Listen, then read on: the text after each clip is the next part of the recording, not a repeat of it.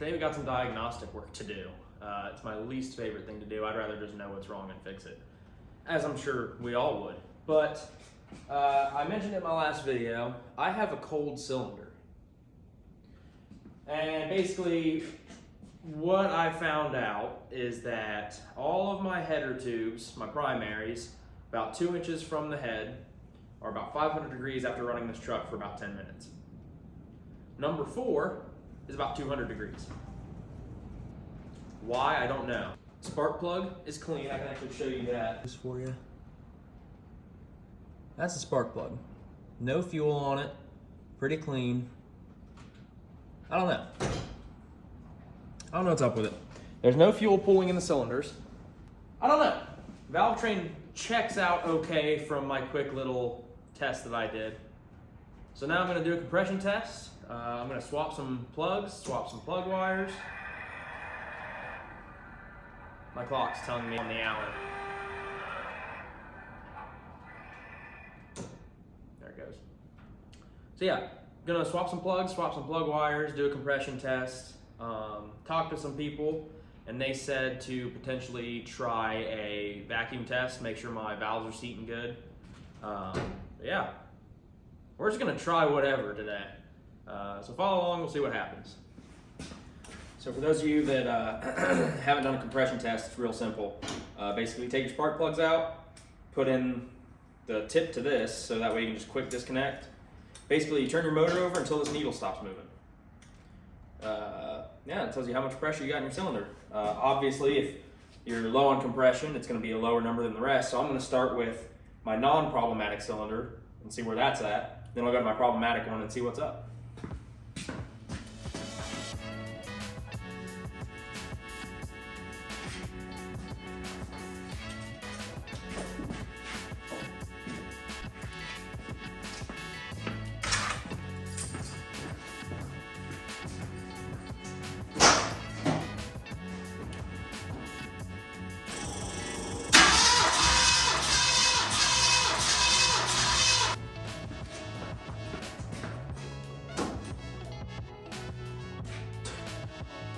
(210 psi).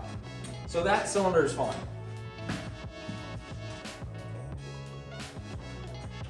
See what the bad cylinder does.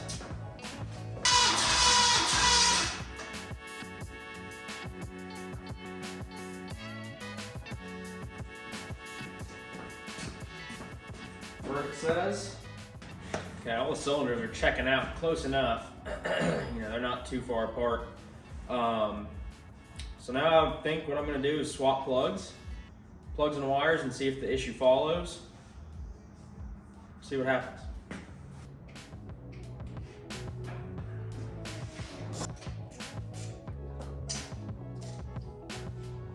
Okay, I made an interesting discovery. So I swapped plugs, no change. Swapped wires, no change. Compression looked okay.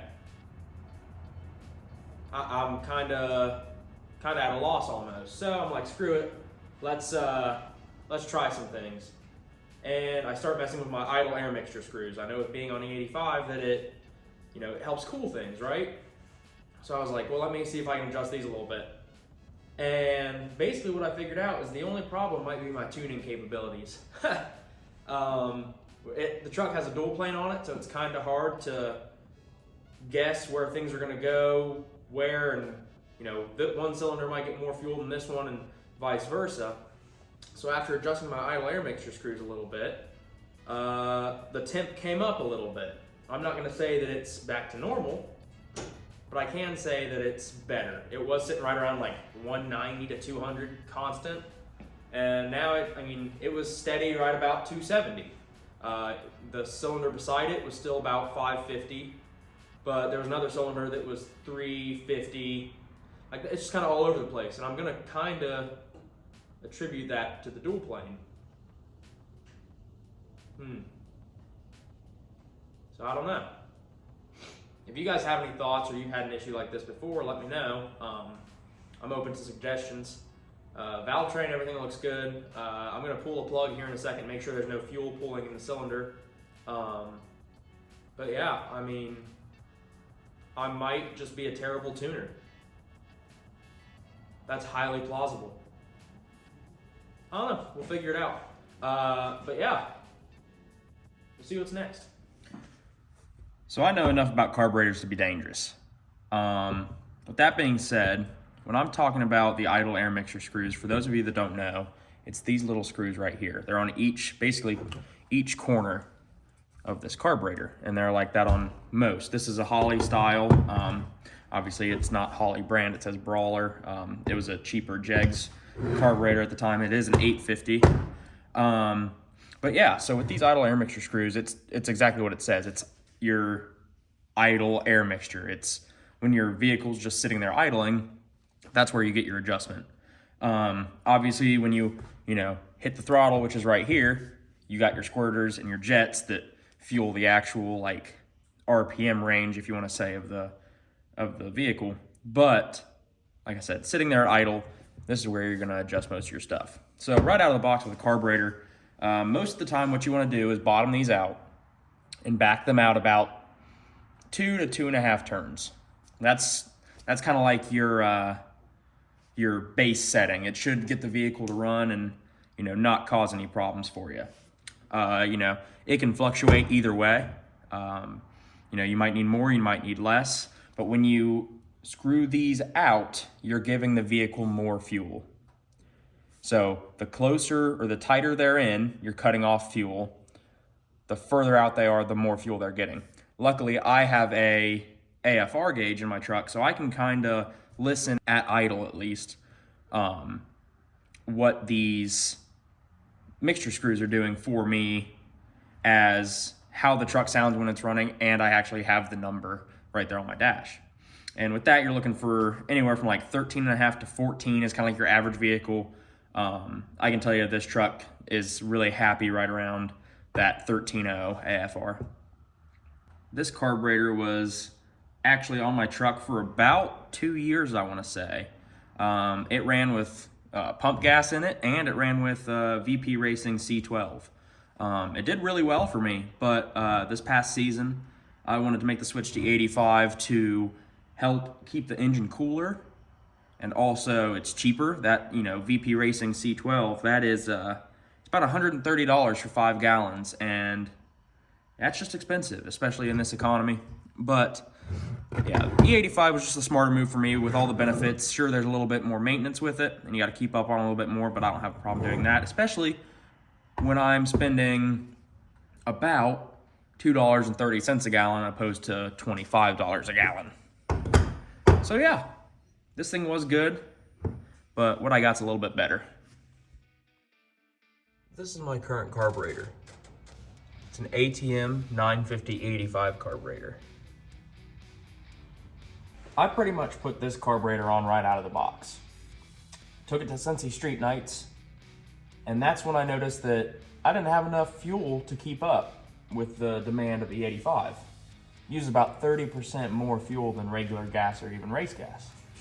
So that's when I decided I need to ditch the manual fuel pump and put on a nice MagnaFuel Quick Start 300. Since I put on that fuel pump, this carburetor has made this truck run so good.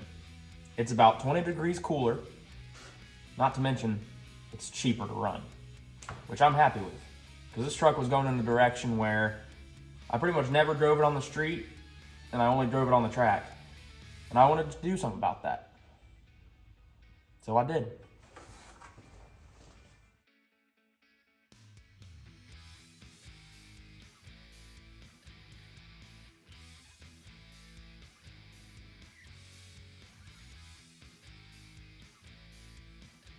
I think that's going to wrap up this video. I'm cold. If you couldn't tell, you could see my breath in most of the clips. But yeah, I think I fixed the problem. I still got a little bit of small adjustments to do, but it's pretty good. It's getting there. Avoided a potential major issue, which is always good. I was worried that something could have been seriously wrong with the motor, and I'm about 99% sure it's just a tuning issue. That's on me. So yeah, that's just about gonna do it for this video. Probably a shorter one once again, but there wasn't much to film. So, but yeah, bear with me. I am trying a new editing software that is way above what I need. I don't know if I like it yet, but I think that's mostly because I don't know what I'm doing with it.